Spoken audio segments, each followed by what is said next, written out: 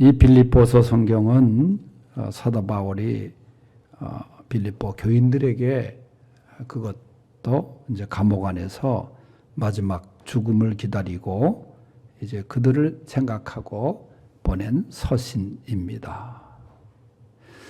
물론 다른 교회도 사도 바울이 관심을 갖고 사랑을 갖고 목회를 하고 했지만은 특히 이 빌립보 교회 바울의 관심과 사랑이 아주 많았던 교회였습니다. 또 빌립보 교회 역시 마찬가지로 사도 바울을 향한 사랑과 존경이 대단했던 교회입니다. 사도 바울이 복음을 전하다가 로마의 감옥에 갇히게 되었을 때에 빌립보 교회는 간절히 그를 위해서 기도하죠.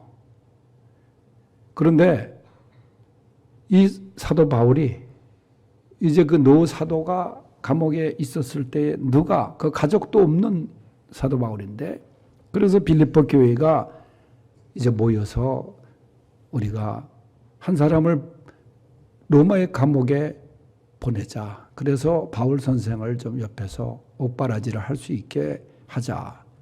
그래서 교인들이 헌금도 모으고 사람을 보내죠. 그 사람이 이제 에바브로디도라고 하는 사람입니다. 그 에바브로디도가 이제 교인을 대신해서 헌금을 가지고 바울에게 가가지고 바울을 보살펴요. 그런데 바울을 도와주러 간 사람이 오히려 바울의 도움을 받게 됩니다. 그것은 이 에바브로디도가 그만 중한 병에 걸리게 된 거예요.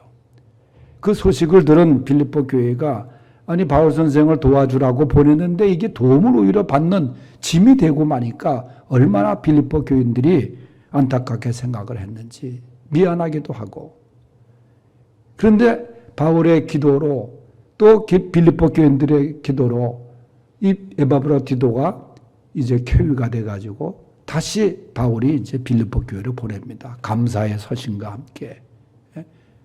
그러면서 그를 따뜻하게 맞이해 줘라.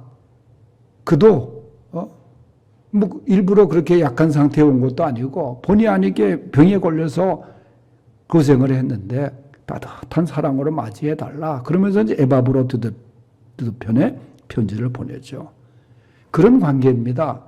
그러니까 이 빌립보 교회가 이 바울을 참 아주 그 교회를 세워주신 그리고 목회를 잠시 했지만은 그래서 굉장히 바울에 대한 존경과 감사함이 넘쳤던 교회죠. 그런 관계 속에서 이제 바울이 끝으로 하면서 오늘 1절에 얘기를 해요. 종말로 하는 말로도 먼저 성경에 표현했는데 그러면서 빌립보 교인들에게 너희들 이렇게 믿음 생활해야 된다. 그러면서 얘기를 합니다. 그 첫째가 뭐냐 하면은 기쁨의 생활을 해라. 기뻐하라. 기쁨의 생활. 1절을 다 같이 한번 읽어보겠어요. 시작. 끝으로 나의 형제들아 주 안에서 기뻐하라. 너희에게 같은 말을 쓰는 것이 내게는 수고로움이 없고 너희에게는 안전하니라. 아멘. 바울이 이렇게 끝으로 강조하면서 이야기하는 것이 뭐냐. 주 안에서 기뻐하라 하는 겁니다. 기쁨의 생활을 놓치지 말아라. 기쁨의 생활을 해라. 이 빌립보서를 다른 그 제목으로 서신을 말할 때 기쁨의 서신이라고 말해요. 그만큼 빌립보서 1장서 4장까지에 기록되어 있는 그 말 중에는 이 기쁨이란 단어가 아주 많이 등장합니다. 근데 사도 바울이 편지를 쓴 것이 아까 말씀드린 대로 감옥 안에서 더군다나 죽음을 앞에 놔두고 쓴 편지인데도 불구하고 기뻐하라. 인간적으로 보면 기뻐할 일이 어디 있겠어요, 사도 바울이. 그런데도 바울은 기뻐하라. 4장에도 보면 주 안에서 기뻐하라. 4장 4절에 보면 주 안에서 항상 기뻐하라. 내가 다시 말하노니 기뻐하라. 계속 기쁨이에요, 기쁨. 그런데 특징이 하나 있습니다. 여러분 말씀드린 대로 바울이 환경을 바라보거나 죽음이라는 그 비장한 그 인간사에 있어서 가장 무거운 짐인데 어떻게 기뻐할 수 있겠어요? 어떻게 기쁨을 말할 수 있겠어요? 바울이. 그런데 바울은 그 비결을 말하기를 주 안에서는 기뻐할 수 있다는 거예요. 주 안에서. 세상을 바라보고 기뻐할 수 있겠는가? 환경을 바라보고 기뻐할 수 있겠는가? 우리가 주님 안에 있으면은 기쁨이 있다는 거예요. 기쁨이 사라지지 않는다는 거예요. 여러분, 성도의 삶은 기쁨의 삶입니다. 예수 안에서의 기쁨의 삶입니다. 사람 보고 기뻐하는 게 아니에요. 그래서 바울이 항상 그의 문장 한 문장을 남기고 그 서신에서 한 것이 그리스도 안에서예요. 그리스도 안에서. 내게 능력 주시는 자 안에서. 내가 그리스도와 함께 십자가에 못 박혔나니. 그래서 계속해서 바울은 그리스도 안을 얘기했어요. 여러분, 믿음은 그리스도 안입니다. 이 그리스도 안에서 기쁨의 생활이 가능한 거예요. 예. 여러분, 사람 보고 기뻐할 수 있겠어요? 나에게 상처 준 사람 바라보면은 기뻐할 수 있겠어요? 세상 바라보고 기뻐할 수 있겠어요? 예? 정치판 바라보고 이 기쁨이 있겠어요? 그러나 예수 안에서, 믿음 안에서 기쁨을 누리라는 거예요. 예? 주 안에 기쁨이 있다는 거예요. 더 나가서 데살로니가전서 5장 16절에 사도 바울은 뭐라고 얘기합니까? 주 안에서 항상 기뻐하라. 예? 항상 기뻐하라. 예수 안에서 항상 기뻐하라. 그러면서 이것이 너희를 향하신 하나님의 뜻이니라. 하나님의 뜻은 항상 기쁨. 예수 안에 기쁨을 누리는 거예요. 주 안에서 기쁨을 잃지 않기를 바랍니다. 주 안에서의 기쁨의 특권을 간직할 수 있기를 바랍니다. 그래서 성도의 생활은 예수 안의 기쁨의 삶이에요. 예수 안에. 이 주님 안에서의 기쁨의 삶을 누릴 수 있기를 바랍니다. 주 안의 기쁨 누림으로 마음의 풍랑 잔잔하니 세상과 나는 간 곳 없고 구속한 주만 보이도다. 이것이 나의 간증이요 이것이 나의 찬송일세. 나 사는 동안 끊임없이 구주를 찬송하리로다. 찬송가 204장 3절이에요. 한번 쳐봐요. 예? 찬송가 204장 3절.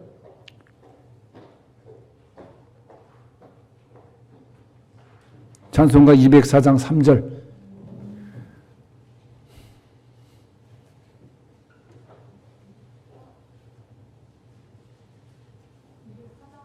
204장 아니야? 예수로 나의 구주 삼고 몇 장이죠?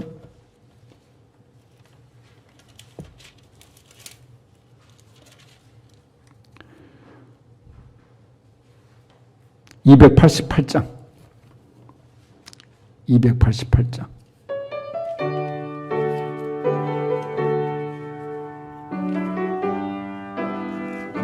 (3절) 주 안에 기쁨 누림으로 마음의 풍랑이 잔잔하니 세상과 나는 간 곳 없고 구속한 주만 보이도다. 이것이 나의 간증이요 이것이 나의 찬송일세. 나 사는 동안 끊임없이 구주를 찬송하리로다.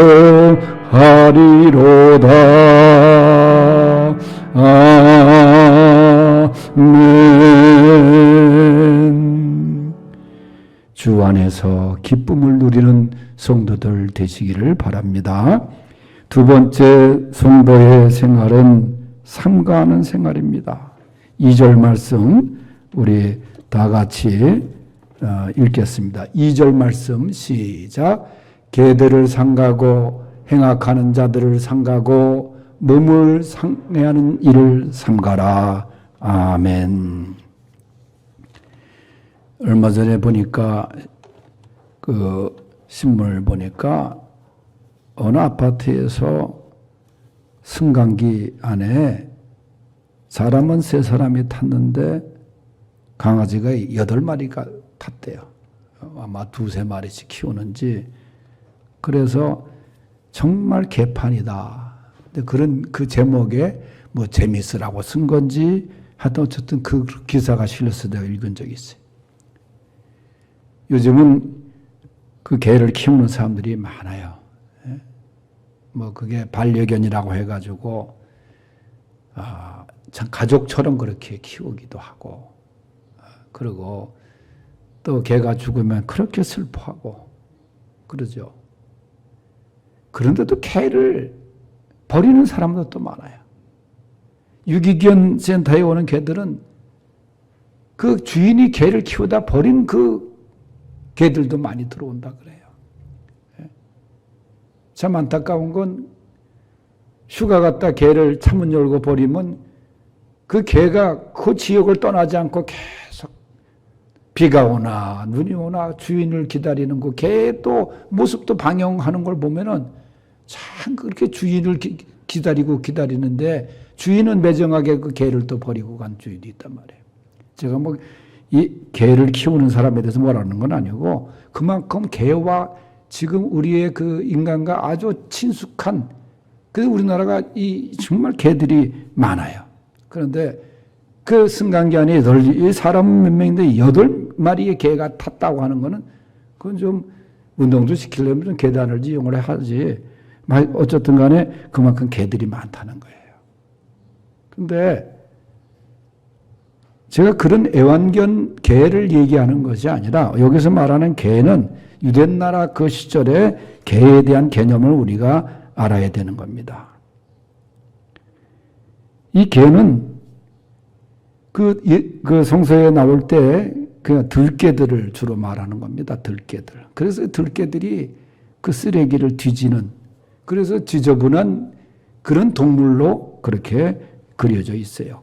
심지어는 누가복음 16장에 보면 그 나사로가 부자의 대문간에 이렇게 앉아가지고 구걸하지 않습니까? 거기에 보면은 나사로의 그 상처, 헌데난데를 핥은 짐승이 개입니다. 그래서 개가 등장하면서 개를 그렇게 또 얘기를 해요. 그 요한계시록 22장에 보면은 이 개는 더러운 것으로 거룩한 성에서 쫓겨난 자로 비유를 합니다. 그러니까 그런 이 개에 대한 것을 부정적으로 이제 묘사한 성경의 이야기 속에서 오늘 말씀에 보면은 이 개라고 하는 상징할 때에 이 성경은 예수님을 배척하고 회칠한 무덤 같은 그런 파렴치한 행동을 한 유대인들을 지칭한 이야기입니다. 그러니까 그런 자들을 조심하라, 그런 뜻이에요. 외식하는 자들을 조심하라, 그런 뜻입니다. 그리고 이어서 말할 때 행악하는 자들을 삼가하라. 이것은 패거리를 짓는 자들. 여러분 교회 안에도 패거리가 많잖아요. 우리 총회 안에도 보면은 패거리가 있어요. 그래서 이 총회장, 부총회장 출마하다 보면은 그 지역으로 패거리 짓고 나온 학교로 패거리 짓고, 그래가지고 우리가 남이냐 하면서 이제 그 패거리가 이루어지면서 그 다음에 이 투표를 좌우하기도 하고 그렇습니다. 이 패거리 문화는 뭐 교회 정치도 그렇고 이 일반 정치도 그렇고 많아요. 그런데 여러분, 예수님이 패를 줬습니까? 예수님의 제자들이 12명이 다 달라요. 출신도 달라요. 성분도 달라요. 그런데도 예수님을 중심으로 해서 하나가 돼야 되는 것이 그 예수님의 제자의 공동체 아니에요. 그런데 이 빌립보 교회 안에 그런 패거리 문화가, 그런 패거리들이 있었다 그 말이에요. 그런데 그걸 다 없애라 그런 거예요. 그런 것들을 삼가하라. 그저 예수님 중심으로 모이면 되는 거지, 교회 안에는 그런 패거리가 있어서는 안 되는 거예요. 그런 것들은 다 사탄이 좋아하는 일이라는 거예요. 오늘 악한 일꾼들을 조심하라 그랬어요. 여기 행악하는 자들을 조심하고, 그 다음에 상가하라고 하는 것은 뭐냐면 몸을 상해하는 일을 상가하라. 이 몸을 상해한다는 것이 뭐냐 하면은 할례를 말하는 거예요. 할례. 유대인들이 난지 8일 만에 할례를 시키지 않습니까? 육신적으로 할례가 그것이 중요한 것이 아니라 마음의 할례가 중요하다는 거예요. 정말 마음을 찢고 회개하고 하나님께로 돌아오는 것이 중요하지 그런 형식적인 할례가 뭐가 중요하냐? 겉과 속에 예수의 흔적을 지닌 알짜배기 성도의 삶을 살아가야 되느니라. 그런 얘기입니다. 상가할 것을 상가하는 그런 성도의 삶을 오늘 말씀하고 있습니다.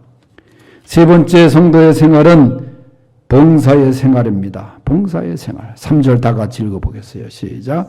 하나님의 성령으로 봉사하며 그리스도 예수로 자랑하고 육체를 신뢰하지 아니하는 우리가 곧 할례파라. 아멘. 성도는 봉사하는 사람입니다. 봉사하는데 오늘 말씀해 보면은 하나님의 성령으로 봉사하라. 인간의 힘으로 봉사하는 게 아닙니다.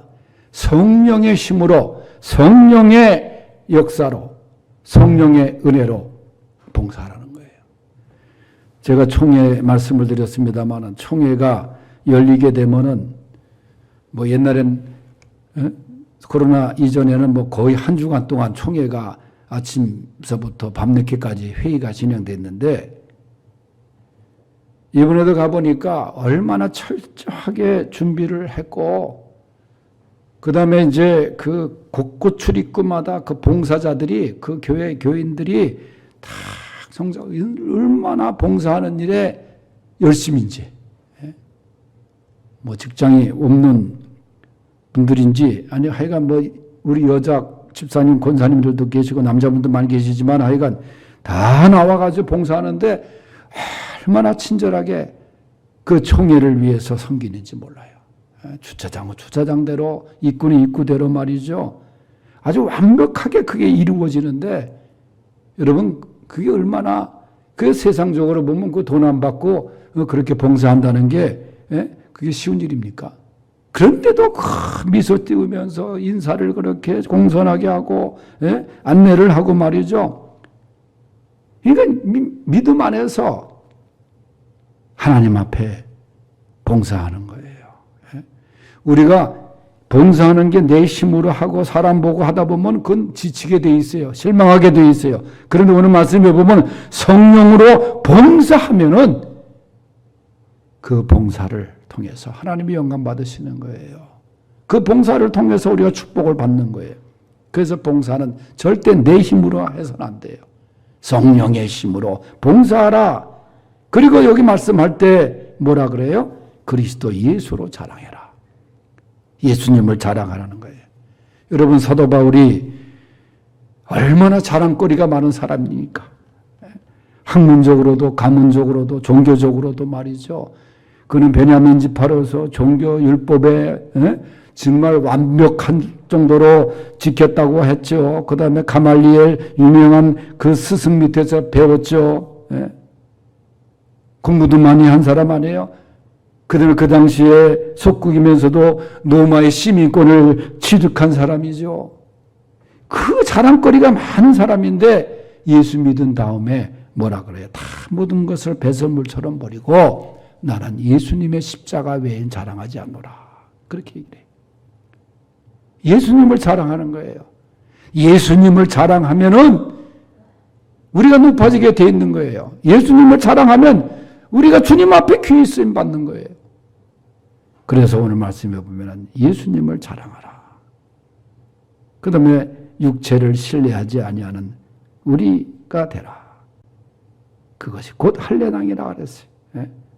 여러분 육체의 할례가 아니라 마음의 할례. 그게 중요합니다.